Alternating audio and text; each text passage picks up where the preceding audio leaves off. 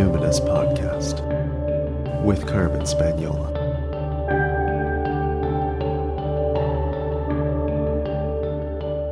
Hi there, and welcome to the Numinous Podcast, where we have interesting conversations with everyday folks about the mystery of life. And every once in a while, I send you a brief missive, a little dispatch from here on the farm on Insilkshin-speaking territory, not too far away from a small town known as Summerland, BC. I'm your host, Clarissa Pinkola. Okay, here's my thoughts this morning as I'm feeding the horses. I'm thinking about this concept, this sentiment that I've seen across various platforms on social, that America is seeing this rise of white supremacy and literally, not fascism, Nazism, etc., because they didn't hang the Confederates, enough of them anyway, after the Civil War. And that, that is why they're in this problem now, is because, they didn't root out this notion that the South will rise again. And let me say, that satisfies my bloodlust. That satisfies something in me. I get that sentiment. I really do. I find myself having a knee-jerk reaction of wanting to agree. But then there's this other part of me that has been trying to understand prison abolition for a few years now, reading about creating a world that is not eye for an eye and not so based in punishment and is based on something else, a transformative justice, a restorative justice. And, part of my orientation towards growing older, I've wanted to grow old since I was small. And I've been gunning for 50 since I was 30.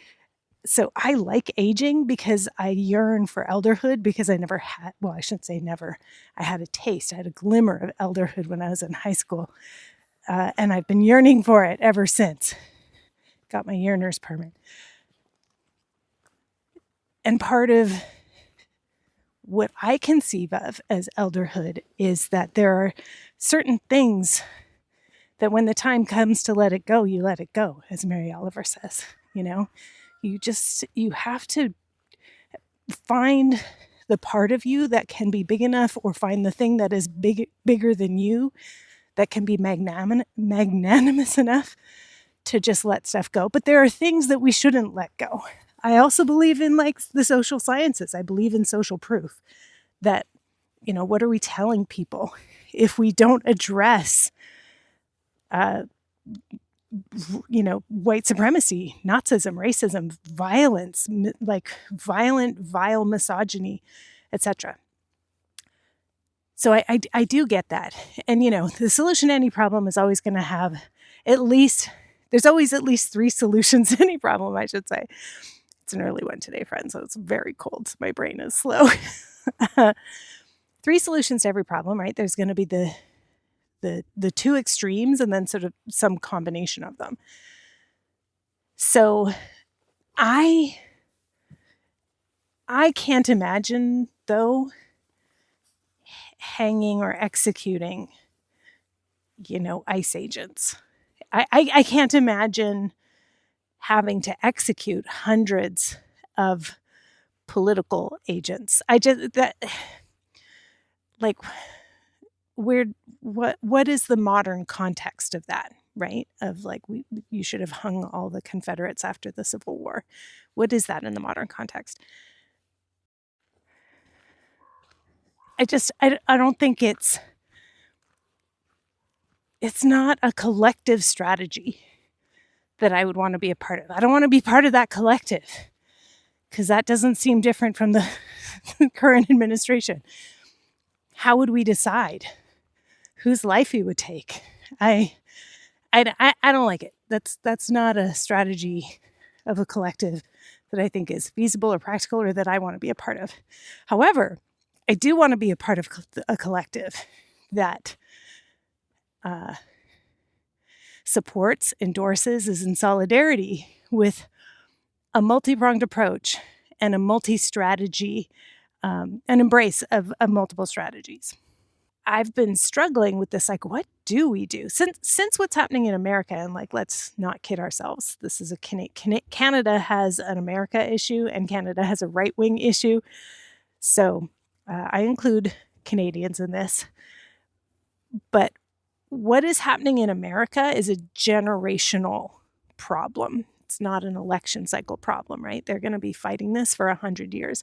And I do agree that there's many roles in the resistance. And so I support the people who say, no, yeah, we have to incarcerate these people, potentially give them life sentences and death sentences. I understand that sentiment, and like, I think there's a role to fight for that. And on the other hand, there's this other dimension that maybe we could bring in here, is that 100 years, let's say, there is enough time. There is enough time. If the politics of grievance, which is what fascism is, if that has a generational impact in terms of grandchildren and great-grandchildren who rise up to try to reclaim some mythic golden age, that means we have enough time. We have enough time to elder. We have enough time to try to imagine a different world, right? And again, I think there are many roles in the resistance.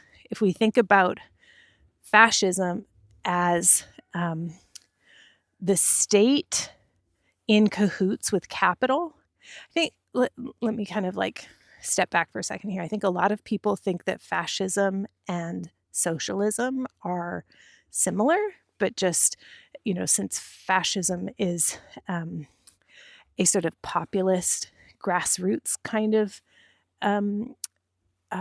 politic, and again, a politic of grievance, and socialism is sort of more of a structural, or like the implementation of state structures to systematize the quote unquote writing of the grievances. They're not actually similar, though. They really aren't in a lot of ways, though they have similar outcomes. Like in socialism, the state owns everything and runs everything, and you are everybody becomes essentially like an employee of the state and a representative of the state in your home, in your personal life, etc.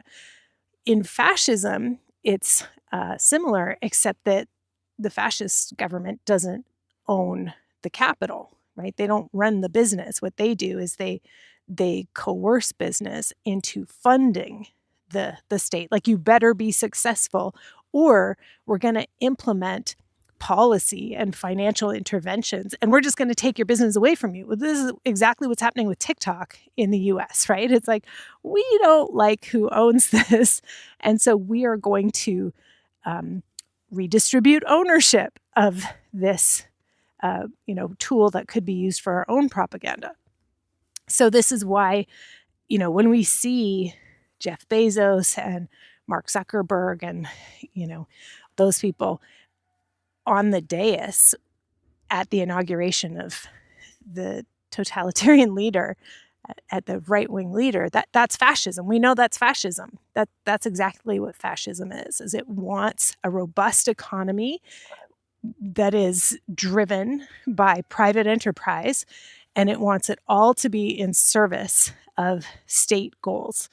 And if they don't do that, then the state will intervene to reallocate that capital to somebody who will be more cooperative with the state. And so fascism is the state and capital in cahoots. And so, so how then do we resist? Obviously, the boots on the ground, the rebel alliance kind of thing, the guerrilla warfare with the state machinery, that's not viable. But you know what I saw that inspired me, that I do think is viable? And here's like some of my unsanctioned thoughts.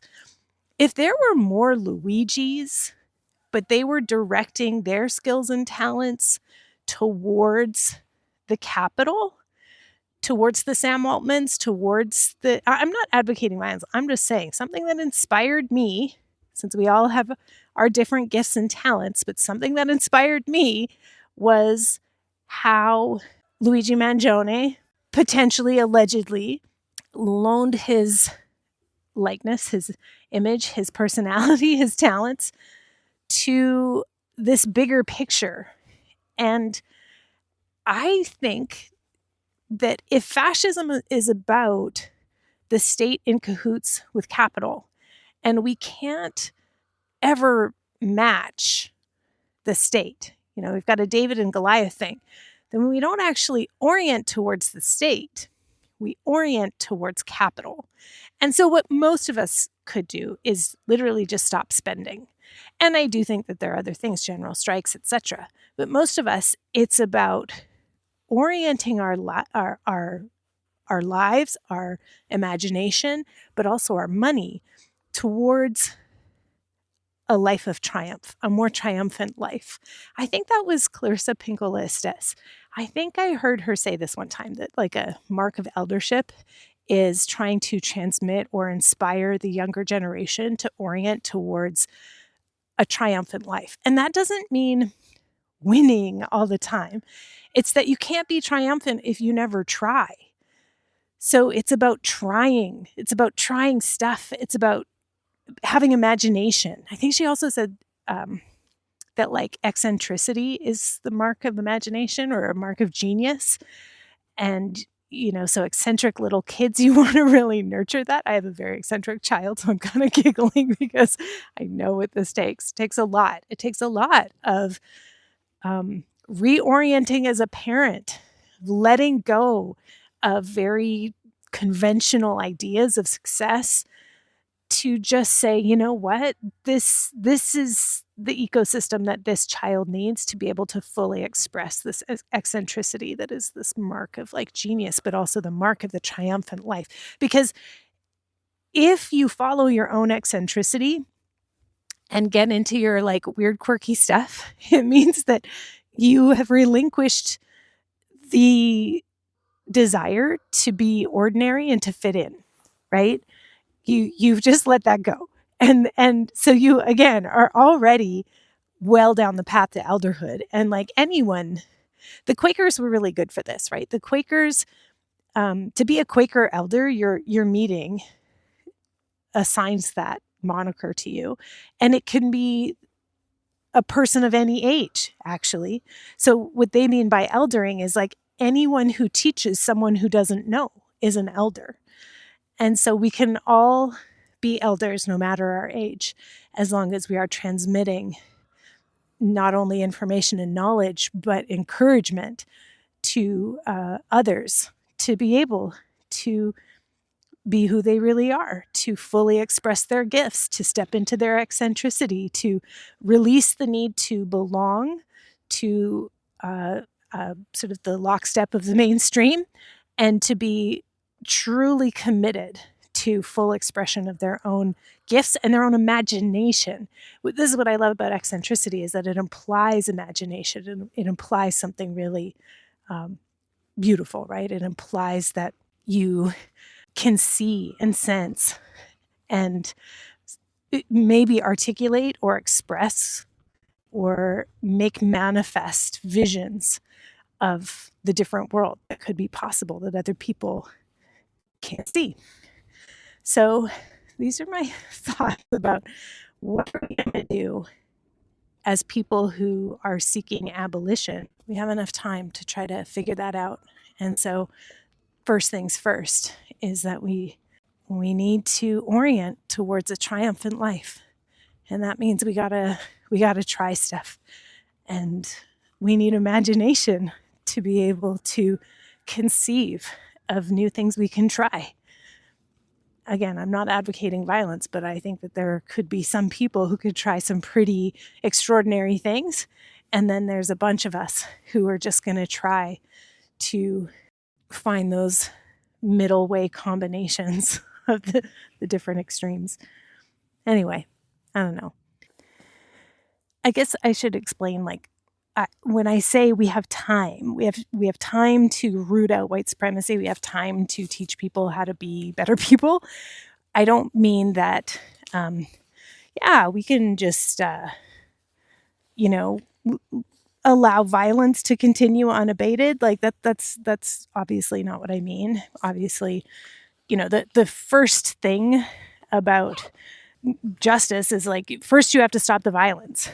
And so this is what I'm saying, is that I think in order to stop the violence, you have to cut off capital.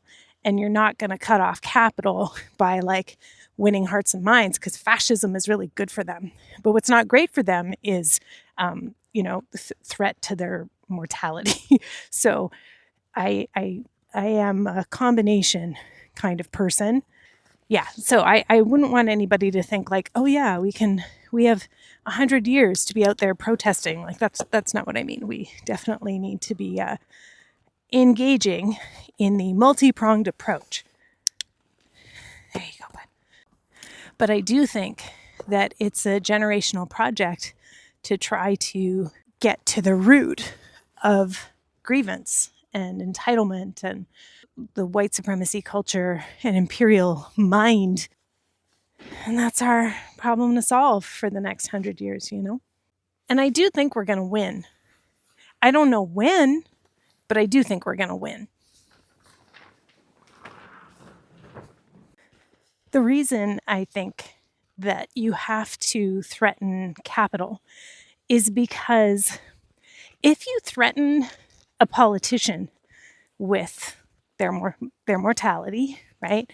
If you look at people who have been political figures who are assassinated, they generally have a legacy that is picked up and carried for a long, long time.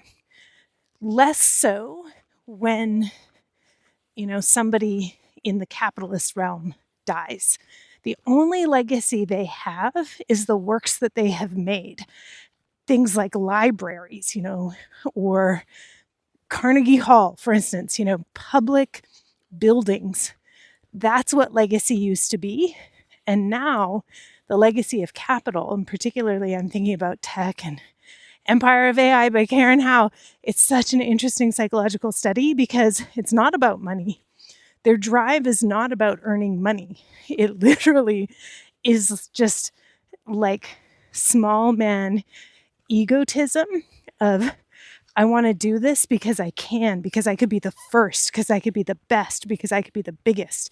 So if you were to curtail their ability to be the first or be the biggest, literally by, that is their biggest fear. It isn't about having all the money. It's about being more than those other 5 losers, right? It's like they are in a total loser race and they just want to be the best or biggest or whatever because they have been such losers in so many ways. That's why I think actually the threat of violence for political purposes should not be aimed at political figures. It needs to be aimed at their funding sources, and because actual fear of loss of ability to be the biggest, the most, etc., I think has greater psychological traction with people who gravitate towards tech and capital than it does towards people who gravitate towards politics. This is my philosophy. This is what I'm thinking at this moment in time. So I don't think Luigi was wrong if he allegedly did that thing. I think he is on the right track. And that feels like pretty doable. There's like billions of people on the planet, and some of them have those particular talents. They just need to have that particular hyper focus. Again, I'm not advocating for violence. I'm just saying that we all have a role in the revolution. And something that has inspired me lately is this idea of orienting towards a triumphant life. And that in order to have some of those triumphs, you got to try all these different things. And I don't think that it's wrong for people to have this idea that, oh, we should have hung all the Confederate soldiers after the Civil War.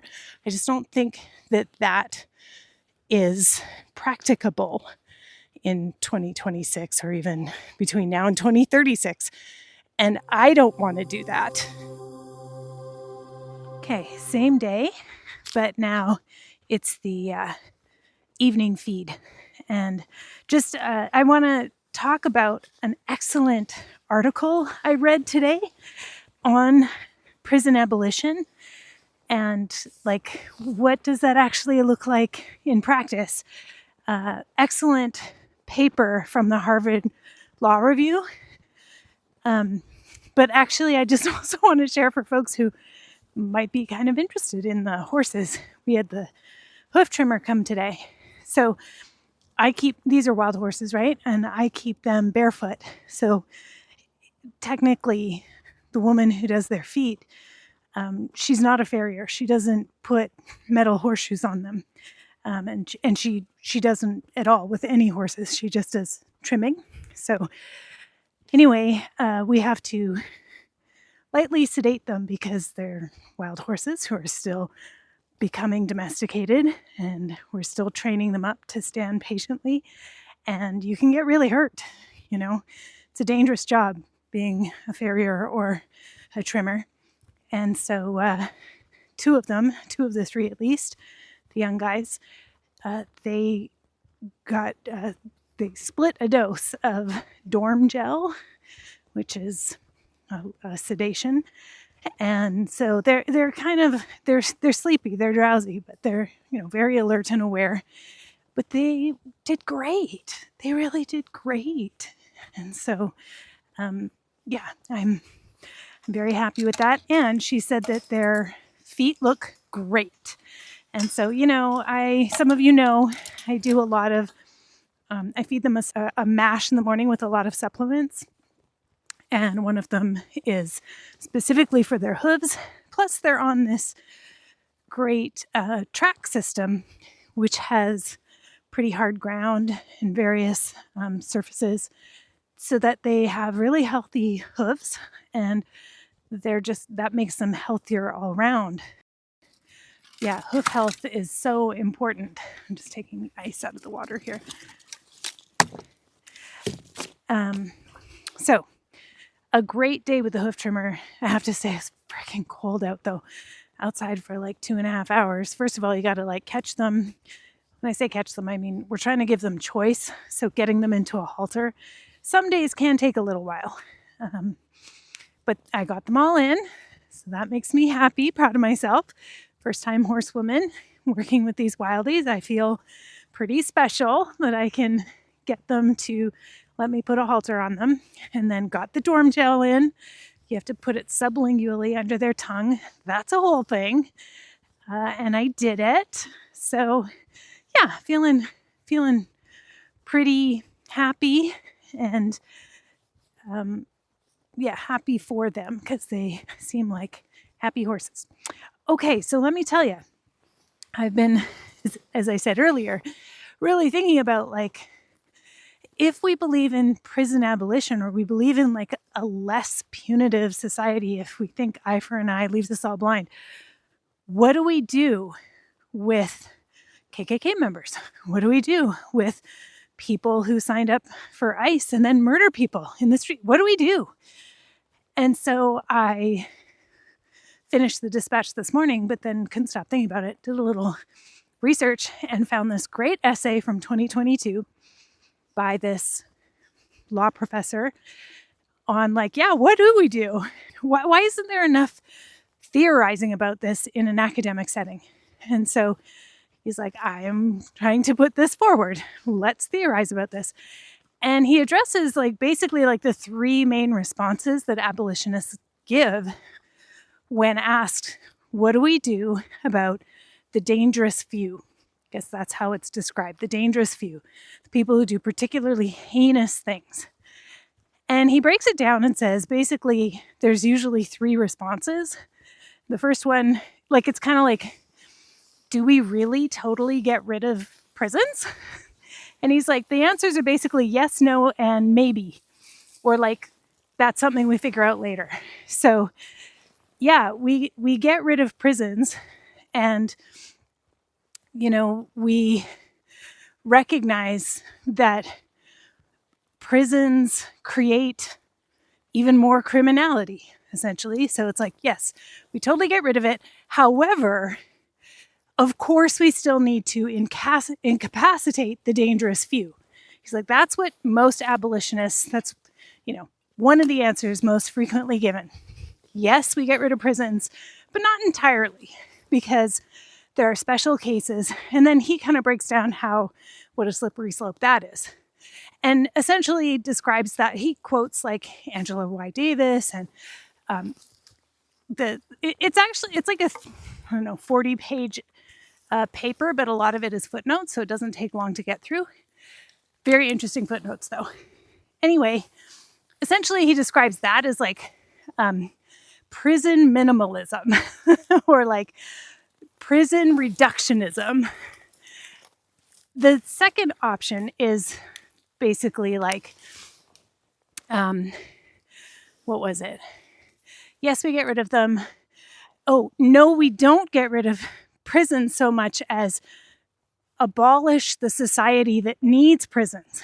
Basically that, the dangerous few are a sociological phenomenon. So prison doesn't even get at the problem.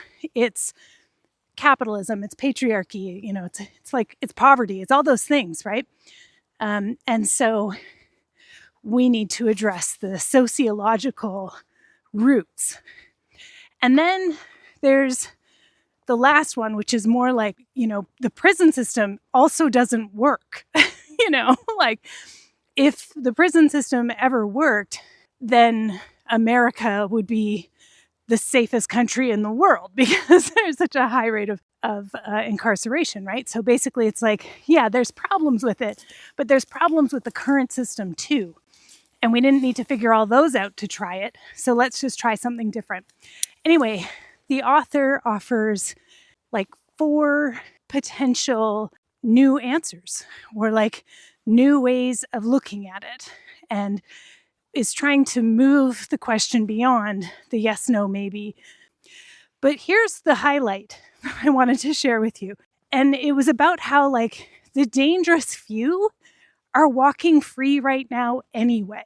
In fact, they looked at Department of Justice data from 2011, and there was a report published in 2013 based on this data.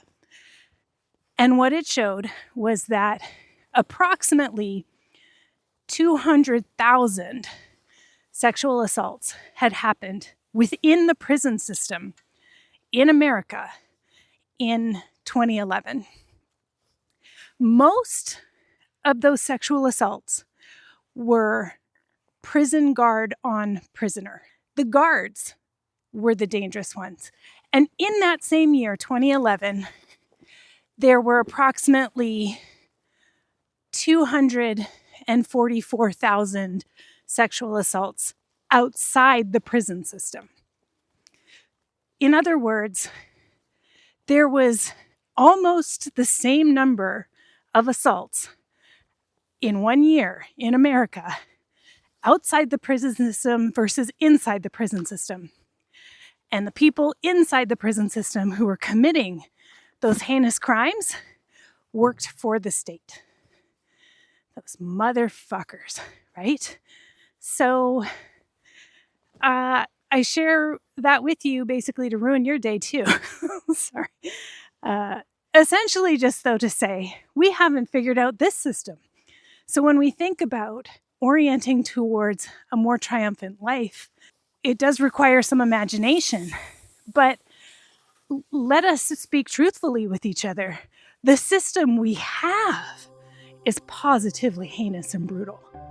So anything else has the potential to be better. Literally anything else has the potential to be better than this.